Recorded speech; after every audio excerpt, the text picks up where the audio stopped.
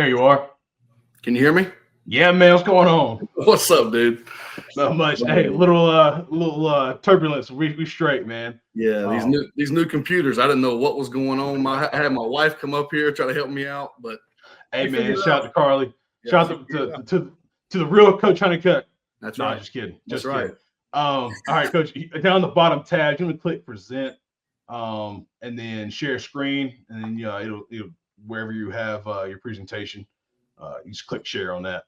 All right. So first off, I appreciate Coach Tatum. I get the pleasure of seeing Coach Tatum basically every day, and it's a wonderful thing. I've known him for a couple of years and got lucky enough to get to work with him for the past year, and hopefully many, many more. But today we're going to talk about the building relationships and the culture of what we got going on at Walkertown right now. And like any other coach out there, guys, you all have your philosophy and what you do to run your program. And everybody's going to be a little bit different, and just trying to give a little bit of insight of what we do to try to make our place, a place that the kids have a lot of fun and we can win some football games. All right. So yeah, back to the top, just having clear expectations and values, making sure the kids understand exactly what we expect of them, what we want them to look like on the field. Communication is huge. Every football coach, any coach in any sport, teacher, anyone knows that having that open line of communication is important. Holding kids accountable for their actions, celebrate success and learn from failure. Having fun activities outside of football. Coach Tatum is the best at that. He's by far and away the best that I've ever seen with that stuff. And hiring a staff who shares the same values and beliefs as yourself. That's all the key. We're going to go step by step with it. So the clear expectations. I think it's important. And when I got hired last, I guess, December, one of the first things we had in the team meeting when I met all the kids was they understood what core values that we were going to have and what the expectation was of them. And not saying that every single one of them reached it every day. Of course they didn't. They're high school athletes and they're doing the best they can, but they know what the expectation is and they know what happens when we don't meet those. And like I said, just setting the expectation, being very clear about what you want. I try to get rid of that gray area. This is how we want it to be. And if we don't meet those expectations, then we have a lot of work to do. The communication aspect. And again, as a coach or a teacher or anything that you have to openly communicate, especially with young individuals, I try to be as clear, whether it be we're installing a play on a Monday or we're just talking about their science project they got coming up. I try to be as clear about what they need to get done and what it needs to look like. Holding team meetings on a regular basis. We meet basically every Monday as a team just so we kind of know what the expectation is for that week. And coaches as well. I mean, I think it's important that the head coach is very clear with the assistants about what he expects out of them and what he wants to get done. The third bullet is something that I am going to kind of install this summer. I know I've talked to Coach Tatum and our defense coordinator, Coach Douglas, about having a leadership council to where we're going to have team-based activities in the summer, but also we're going to have leaders at each grade level so that if a freshman wants to come talk to the football coach, there's leaders in that class that are comfortable to kind of bridge that gap, which, again, I think is very important because not every 14-year-old is going to walk up to the head coach and ask him something. It's just not going to happen. As much as we love it too, and as much as we tell them, hey, come talk to us, it's not going to happen. So having someone that is their age that is a little bit more comfortable coming to talk to the coaches, I think is important. And then team building activities that require player-to-player communication. So that can be really anything that you have going on. Whether it be we're going to go in the gym and do some type of activity that requires them to communicate outside of football. I don't want the only communication our players to have with each other to be talking about football. So something that they can do. There's a great list of activities you can do to do this, but anything that makes them communicate and makes them work together, team building aspect. Accountability. You got it there, Tatum? That switch? Yeah, you're good. Okay. Accountability, holding players accountable. And this is something that I'm a 32-year-old head coach, and this is my second stop. And this is something that I don't want to say struggle with, but I still have a time of trying to figure out the best ways to do this for everything. Rather it be in the school building, outside of the school building, at the practice field, on the game field. And it kind of goes back to having clear and concise rules and what we want them to be like and what they represent when it comes to our football team. But also making sure they know that when they do something good, that we're also going to pat them on the back and tell them good job. I think that's very important. Encourage self-accountability. So when a player does something that may not be what we expect for them to do as coaches, or even from their own teammates' perspective, empowers players to take ownership of their roles and responsibilities in the team. We're going to have anywhere between 65 and 80 football players on our football team, and it's easy for 2 or 3 to drag the other 60 to 70 down if they're not doing what they're supposed to be doing. So having that accountability inside the locker room is important. And growth mindset. As coaches, we all, or I would say, I would hope that every coach that's on here has that growth mindset of where we want to continue to improve. That's why you're watching this right now. Like you want to find ways to improve your team, your program, whatever it may be. And when you can get that with the players as well, where they always have that determination to continually improve, it can cause a lot of good things inside your program. All right, celebrate success, learn from failure. This may, honestly, these next couple are in my opinion, the ones that you have to do in order to have the culture in your program that you want. Acknowledge effort. And I know that there's a lot of coaches out there that refuse to coach effort. Okay.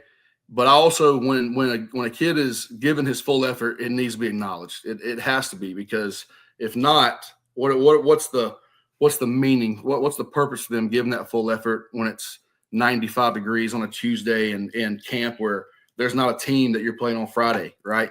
You're just practicing and it's hot and they're just now getting into shape. When someone gives great effort, acknowledge them. Creating a positive environment. One thing that I think that we do a really, really, really good job of, and this is one that sticks out to me, is every player we have, I think, feels like they are a part of something bigger than themselves. And that can be from the starting quarterback to the third string long snapper, whatever it may be. They feel like they're important to the program because they are. Because without that guy, you never know what may happen. You never know who may need to step up in the game situation. So making sure they all feel extremely important and respected. And teachable moments, when something bad happens, turn it into a teachable moment. And I'm still learning this as well, Tatum. Tatum can tell you this firsthand.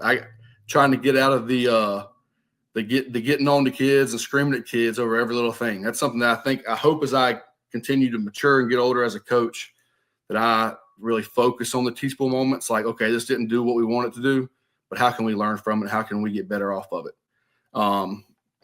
Next one is fun activities. And like I said, I'm going to go back to this because this man, Ian Tatum, is what I call the GOAT of fun activities. He knows his position group. If you're an offensive line coach, all you O-line guys out there know, if you get these guys some food, man, it is a game changer. I could never believe, and I always knew when Tatum was getting them food after practice, because them dudes were up in that locker room getting dressed and getting like as quick as I've ever seen them. And I would too if I knew I had 10 or 15 chicken wings waiting on me. I'm not going to lie to you, but having something outside of football.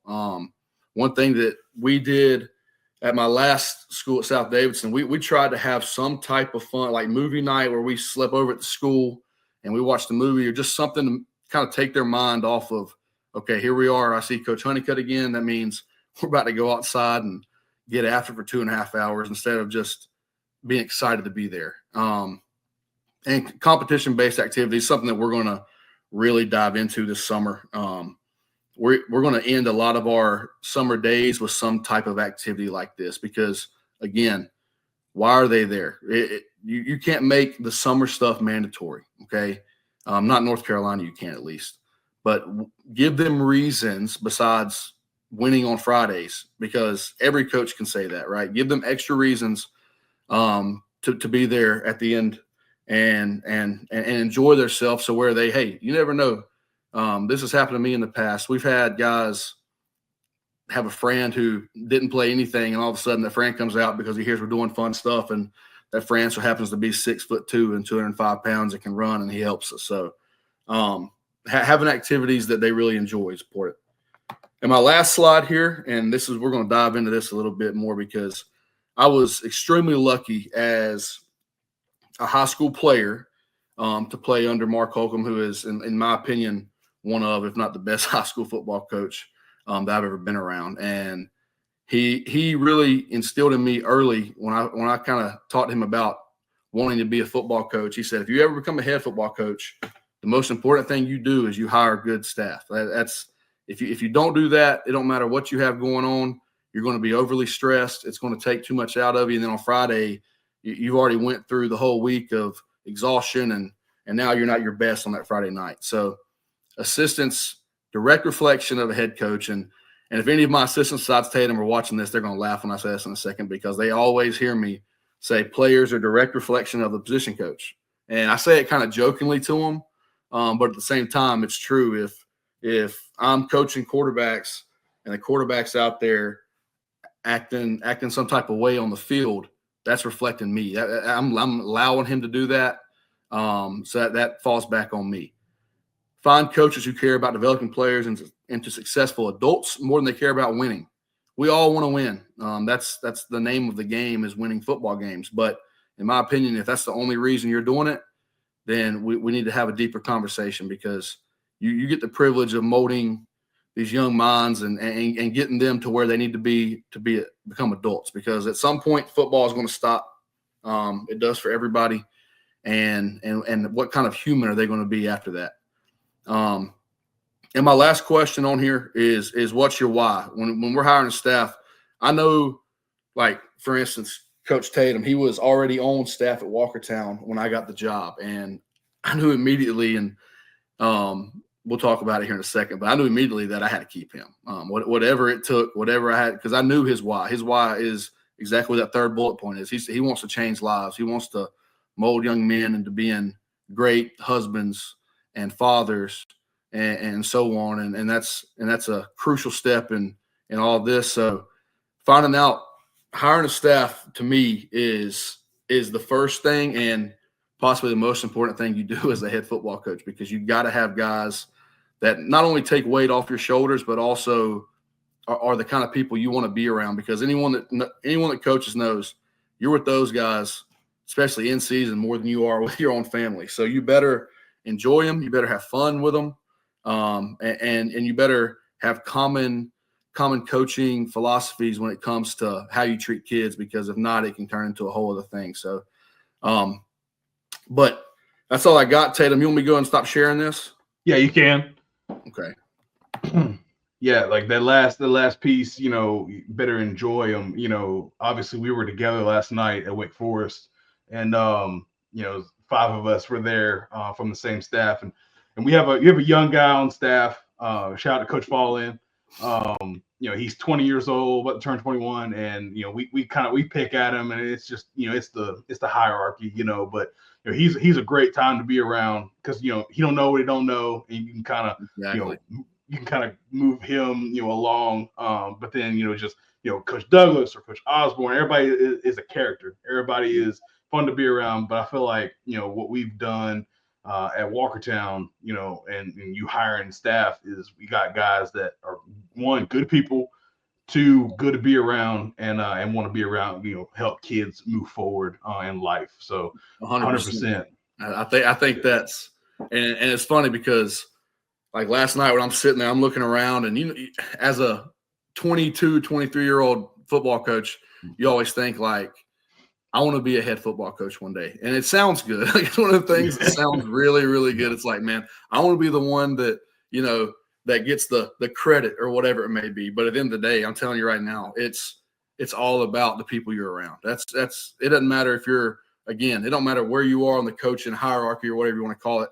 I have a ton of fun with my assistants right now, and and being able to have those conversations and at times deeper conversations, but also being able to be surface level some and just have a good time. Because like I said, I mean, Tatum, shoot, when this stuff starts here in about 2 weeks and we're starting in spring ball, it's going to be us. we're going to be around each other a lot. So especially me and you, because we both work on the same side of the football. So it's going to be me and Tatum, a couple other guys for hour and a half, 2 hours every day. So you better enjoy the time you're with them. And I think, and again, I don't know how many people are watching this. Hopefully a lot of them, but it's people that know Tatum personally know him, but it's awesome that there's guys on here. Like I was looking earlier from like Utah, there's people from everywhere on here watching. And I get the pleasure of, being able to hang out with Tatum every day. He teaches middle school, so he gets to come hang out with me after middle school ends for about 2 hours every day, no matter if we have football or not. So, but it's a really cool thing you're doing here, dude. I know that from afar, even before me and you started coaching together, I was on here with you a couple of times, and it's super impressive. And I know that you're doing it for the right reason. That's the best part about it, is like you're doing it to actually grow the game of football. Like that's not everyone does it like that, and you're doing it for the right reason. So I appreciate you. And I mean, we can talk shop for the next 10 minutes. I don't care, whatever you want to do. It don't matter to me. It don't matter to me. Coach Hatcher just said, it helps with cohesion. Helps having young coaches, is great. You get to coach the coaches. That's one big thing. A lot of head coaches I've worked for, they always, the role of the head coach outside of, having the vision and the organization and, kind of moving the where everybody's doing all at once, is you're having to coach people, position coaches, coordinators, they get to coach the kids more often than not, but the head coach deals with people, admin, parents, the people, the men, the coaches that work for you. So you're having to deal with more people, men, parents, than kids more often than not. So talk about that a little bit. Actually getting to talk about working with grown people more. Yeah. So again, that's one of the things you don't think about when you're taking the job, is you don't think about all the extra stuff. And like you said, talking to admin, I've talked to our principal probably 2 or 3 times a week about little stuff. She'll call me up to her office and we'll just a 5-minute chat about how this is going or how that's going. And the relationship with the athletic director, as the head football coach, you and the AD have to be on the same page. And a lot of guys now are just saying, you know what, I'm just gonna be both of them. I'm gonna be the head coach and the AD, so I know we're on the same page.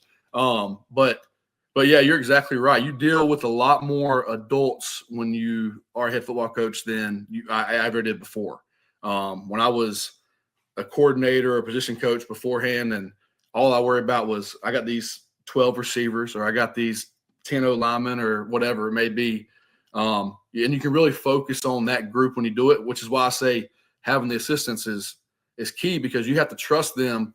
Like when I know in practice, I see Tatum down there with our 15 dudes, I'm like, they're getting after it. I don't have to even walk down there. Like I know that he's handling business, and that as a head coach just makes life tremendously easy. There was times last year where I was looking around and I'm like, man, everybody's working. I'm just kind of standing here in the middle of the field, like, okay, ready to blow the whistle for the next group, whatever it may be. Like this is nice. And then of course there's days where, a coach may be a little late or whatever, and you can just hop into the position group, which is also another reason why it's nice to be able to do that.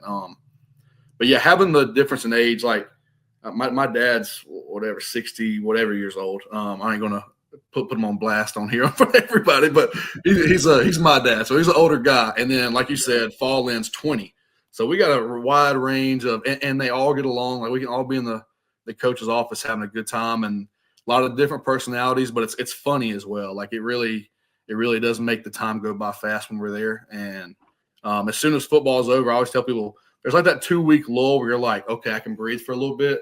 And then it's like back at it. Like it don't take me long. Like I'm like 2 weeks where I get to go home at like 4:30. Like this is pretty sweet. And then I'm like, you know what? Let's go ahead and get the spring and summer calendar ready so we can get rolling. Because you especially if you're a teacher, you still see the kids every day, and you're like, I need that kid to be here by August. And what can I do to get him from where he's at right now to where he needs to be? And that's the fun part too, the process of it all. It's just it sounds funny and it sounds cliche, but man, like coaching football is seriously like the greatest thing of all time.